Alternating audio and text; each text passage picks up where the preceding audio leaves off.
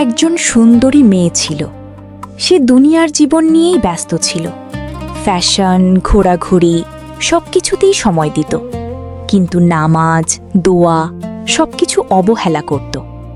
একদিন হঠাৎ কেয়ামতের দিন উপস্থিত হল। চারদিকে ভয়ঙ্কর অবস্থা, আকাশ ফেটে যাচ্ছে, মানুষ দৌড়াচ্ছে। সে ভয়ে কাঁপতে লাগল। সবাই এক জায়গায় জড়ো হলো। তার আমলনামা তার হাতে দেওয়া হলো।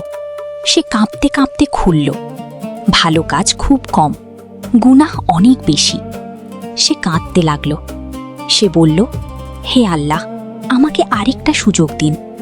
কিন্তু তখন আর সময় নেই। রাসূল সাল্লাল্লাহু আলাইহি ওয়াসাল্লাম বলেছেন, সেদিন প্রতিটি মানুষ নিজের কাজের হিসাব দেবে, কেউ কারো সাহায্য করতে পারবে না। মনে রাখো, আজ যা করছি কাল তার হিসাব দিতেই হবে। তুমি কি আজ থেকেই নিজেকে বদলাবে না?